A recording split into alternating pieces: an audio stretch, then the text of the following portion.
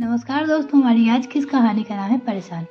रजनी जल्दी उठो, मुझे बहुत तकलीफ हो रही है, शेखर बाबू ने कहारते हुए कहा। सुबह के 4 बजे थी। रजनी ने उठकर देखा, शेखर बैठा भी नहीं जा रहा था। उसने उसे तकिए के सहारे लेकर बिठाया और बेटे को आवाज दी, रानू देखो तुम्हारे पापा को क्या हो गया। रानू, उनका छोटा बेटा उठकर आया और बोला, पापा आपको क्या हो रहा है।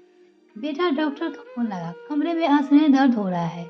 शेखर बाबू की उम्र साल थी और उन्हें स्लिप डिस्क की शिकायत थी। रानू ने डॉक्टर को फोन लगाया और तुरंत पापा को अस्पताल ले जाने के लिए गाड़ी निकाली।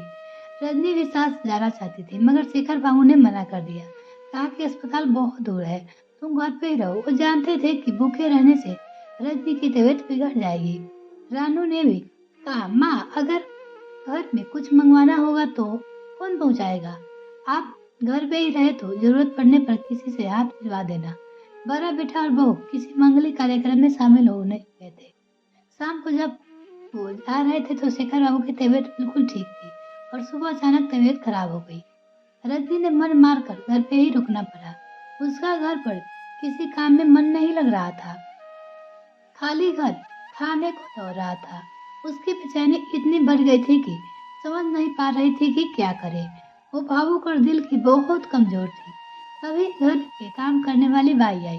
रजनी का मुंह देखते ही समझ गई कि वो परेशान है। वो उम्र में रजनी से बहुत बड़ी थी, मगर रजनी को आंटी जी कहती थी। वो बोली, क्या बात है आंटी जी, काहे परेशान। रजनी बाई का सम्मान करती थी। उन दोनों का रिश्ता प्रेम से परिपूर्ण था। रजनी झुक गई, उनके चरणों में बोली, बाई आशीर्वाद दो, उनकी तबीयत जल्दी अच्छी हो जाए। रजनी रुलाई फूटी पड़ी। बाई में काम छोड़कर कहा, रोए नहीं, अंकल जी जल्दी अच्छे हो जाए। काहे हो गया, कल तो हमसे बात किए थे। रजनी ने कहा, सुबह से कमर में दर्द हो रहा है, रानू अस्पताल ले गया है, मुझे साथ नहीं ले गए। वो अकेला कैसे संभालेगा सब कुछ। अंकल जी अकेले नहीं है आंटी जी, अच्छे लोगों के साथ हमेशा भगवान होते हैं। तुम चिंता ना करो और हमारी मानो रोटी जरूर खाइयो। अंकल जी को कुछ न होगा, देखियो शाम तक घर आ जाए। रजनी का मन कुछ शांत हुआ। भाई ने काम पूरा करने के बाद घर के जो भगवान का मंदिर है वहाँ भगवान से हाथ जोड़े, मन ही मन प्रार्थना की। जाते समय रजनी के सिर पे हाथ रखकर कहा, तुम चिंता ना करो, हम है ना तुम्हारे साथ। आधी रात को बुलाओगे तो भी आ जाएंगे, बोलने लगी। रजनी को लगा जैसे माँ ने सिर पर हाथ रखा हो। उसने मन को समझाया। अस्पताल में चाय नाश्ता पहुँचाना था। रानू का फोन आया था, चाय नाश्ता तैयार कर लो। सोच रही थी कि किसके साथ पहुंचाए। तभी उसके जेठ जी का बालक जो बाहर गांव में नौकरी करता है, एक वरदान की तरह आ गया और अस्पताल में चाय नाश्ता लेकर चला गया। बेटा बहू भी घर मिलते ही घर वापस के लिए निकल गए। 4 घंटे का रास्ता था। रानू फोन लगाकर बार बार कह रहा था कि माँ पापा की तबीयत ठीक है, आप परेशान मत होना।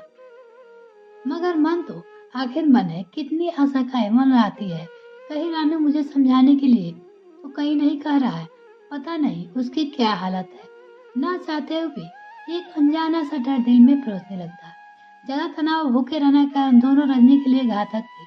उसने माइग्रेन था और एक बार सिर चढ़ने के बाद उतरने का नाम ही नहीं लेता था। रजनी की घबराहट बढ़ती जा रही थी। अकेले में पता नहीं कैसे कैसे विचारे मन में आ रहे थे। 2 घर काम करने के बाद भाई फिर आई और बोली, आंटी जी कुछ खाए कि नहीं। रजनी की सूरत देखकर वो समझ गई कि रजनी ने कुछ खाया नहीं है।